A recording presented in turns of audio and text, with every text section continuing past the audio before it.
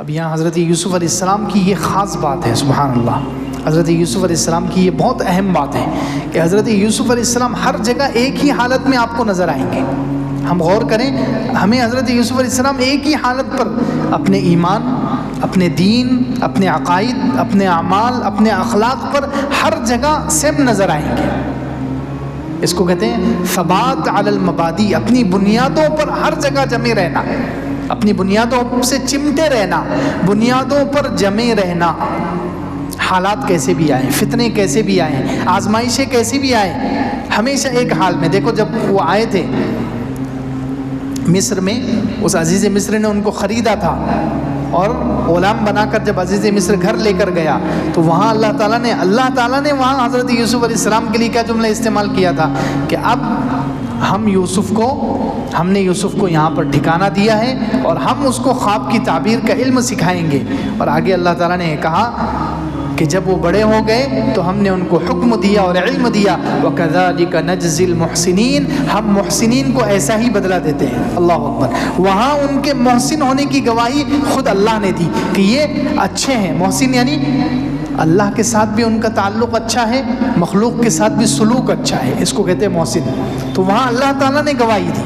اب جیل میں آئے تو جیل میں آنے کے بعد یہ قیدی ان کے بارے میں گواہی دے رہے ہیں، ان کے ساتھ والے، اِنَّا نَرَاكَ مِنَ الْمُحْسِنِينَ، کہ ہم آپ کو محسن سمجھتے ہیں۔ سبحان اللہ، اللہ سے تعلق میں بھی آپ مثالی ہیں اور لوگوں کے ساتھ اخلاق اور اچھے سلوک سے پیش آنے میں بھی آپ ایک نمبر پر ہیں، محسن۔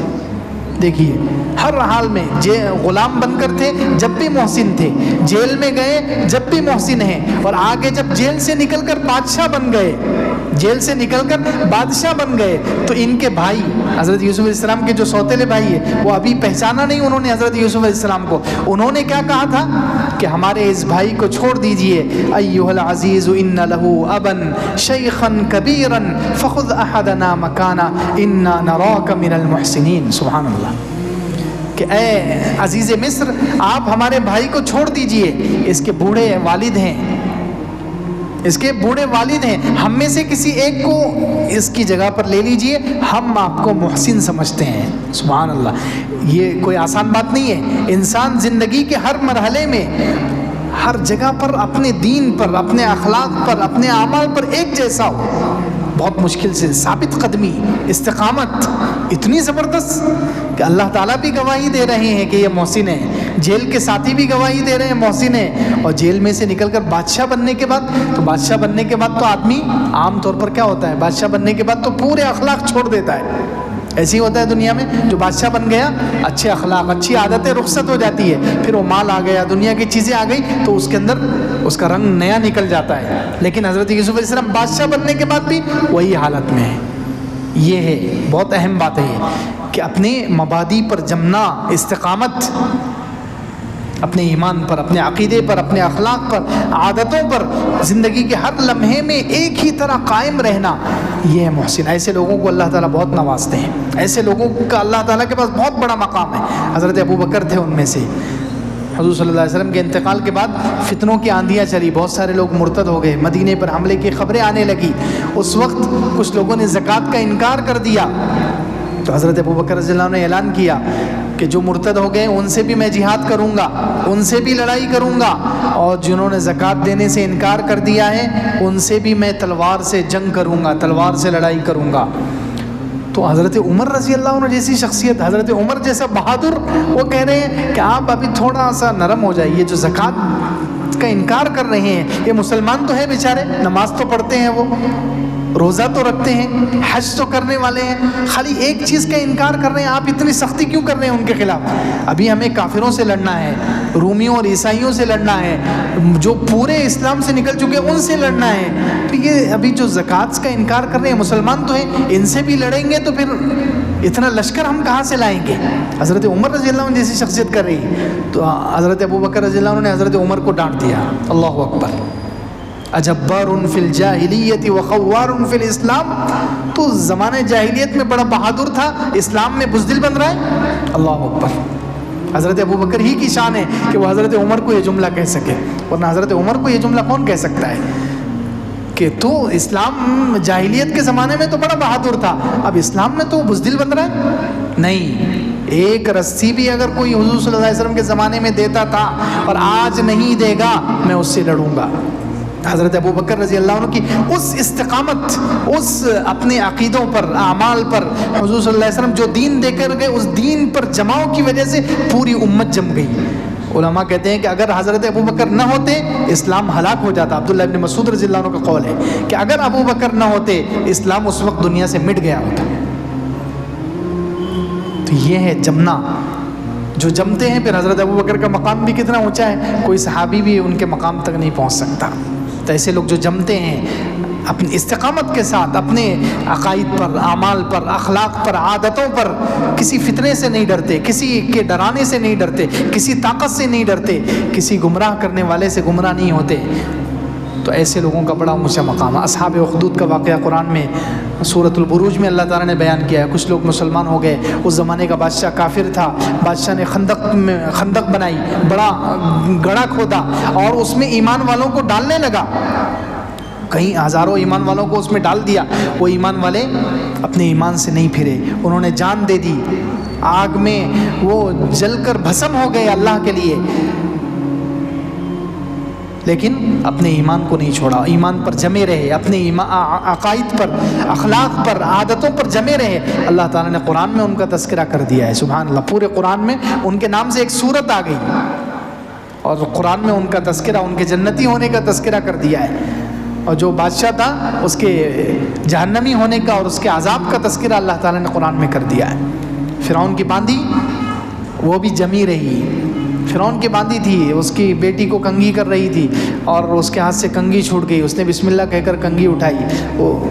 تو اس کی بیٹی کو عجیب لگا.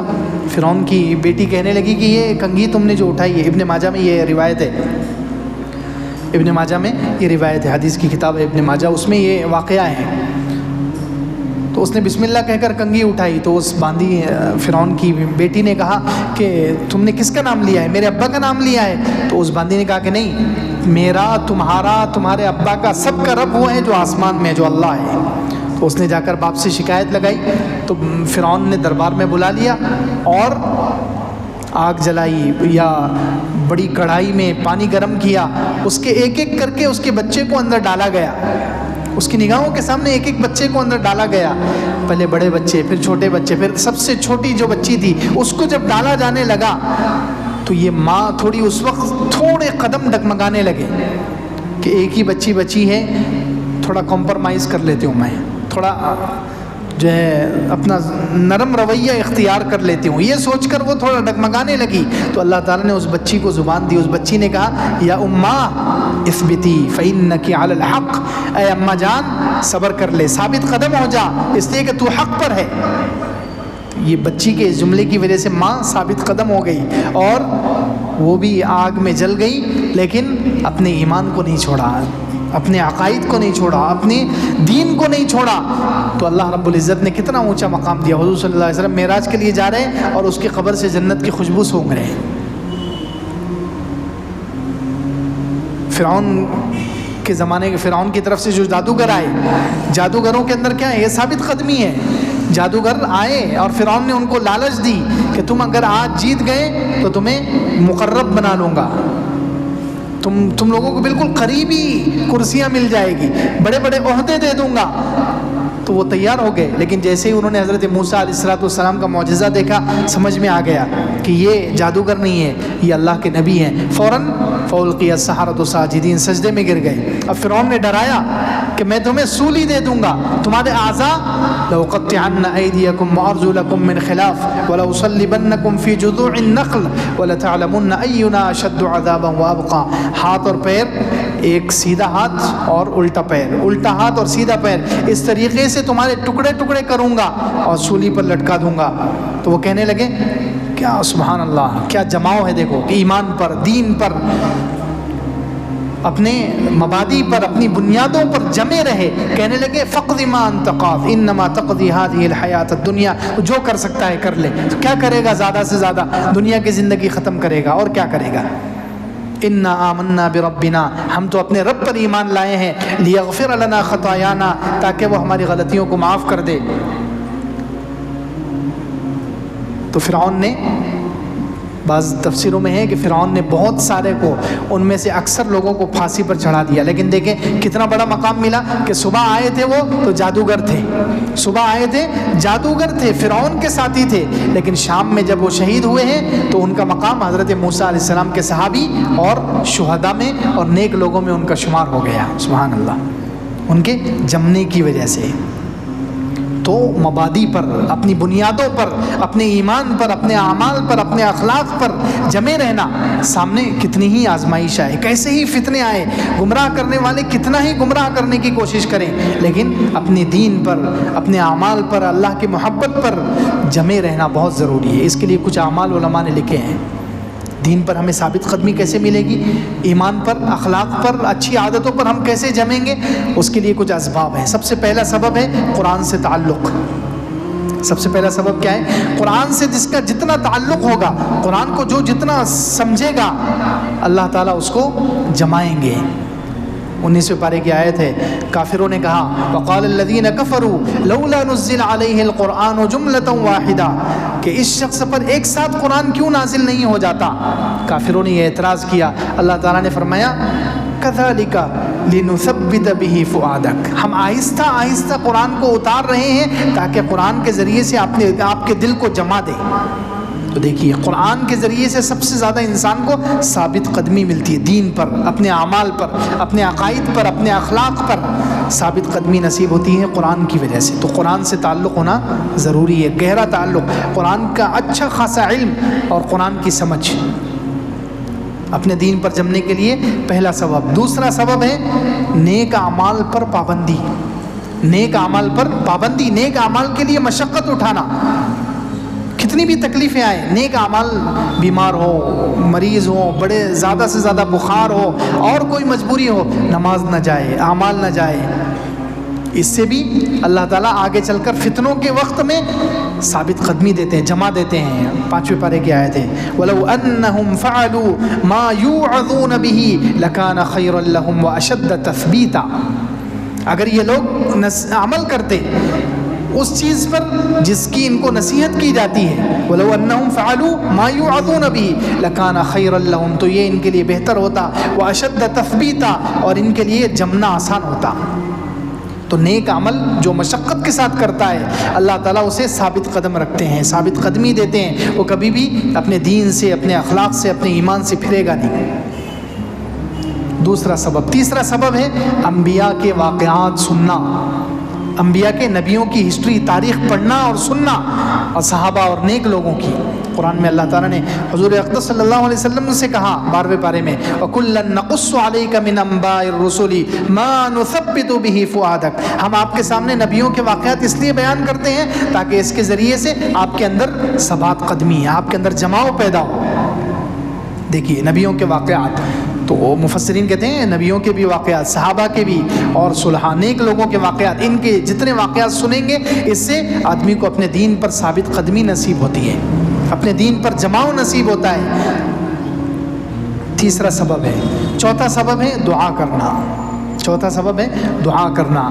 پہلے کے نیک لوگوں پر جو حالات آئے، جیسے فرعون کے زمانے میں جادوگروں کو جب فرعون مارنے لگا، قتل کرنے لگا، اس وقت انہوں نے دعا کی ربنا افرغ علینا صبرا وثبت اقدامنا وانصرنا علی القوم الکافرین، اے اللہ ہمارے اوپر صبر کو ڈال دے، صبر ہمارے اوپر انڈیل دے، ربنا افرغ علینا صبرا وثبت اقدامنا، اور ہمارے قدموں کو جما دے۔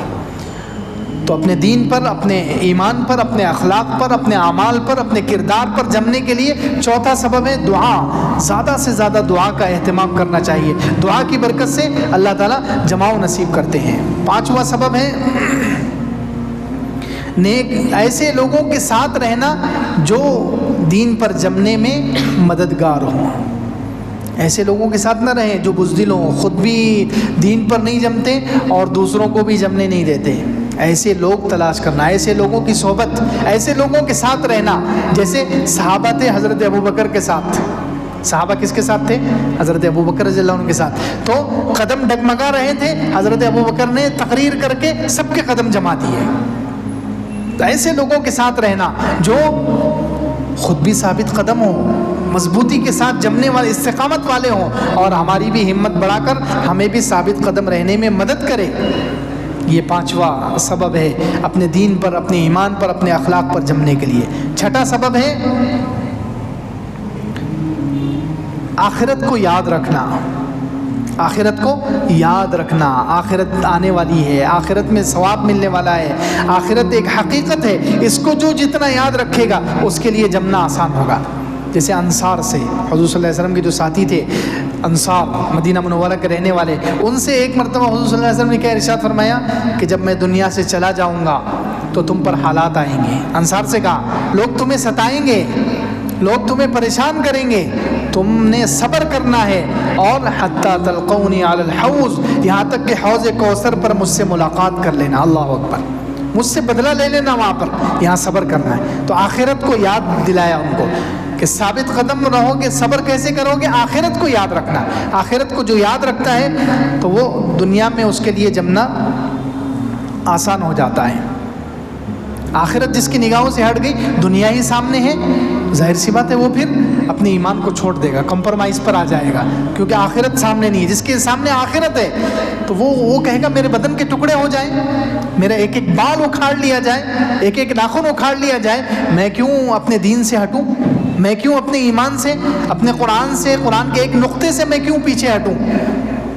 یہ لوگ مارتے ہیں تو مار دیں، جان لیتے ہیں تو لے لیں، نقصان پہنچاتے ہیں تو نقصان پہنچا دیں. اصل زندگی تو آخرت ہے. تو جس کے سامنے آخرت ہوگی وہ ثابت قدم رہے گا. آخرت کا یقین اور آخرت کو نگاہ میں رکھنا. اور ساتویں چیز ہے ثابت قدمی کے لیے علم. ساتویں چیز کیا ہے؟ علم. جتنا علم ہوگا، علم گہرا ہوگا، آدمی کے لیے اپنے دین پر، اپنے ایمان پر، اپنے اخلاق پر ثابت قدم رہنا آسان ہوگا. جیسے اللہ کے رسول صلی اللہ علیہ وسلم کے مشہور صحیح حدیث ہیں کہ قیامت کے قریب جب دجال نکلے گا تو مدینہ منورہ کا ایک آدمی دجال کے پاس آئے گا. دجال کے پاس آئے گا اور اسے کہے گا کہ تو جھوٹا ہے.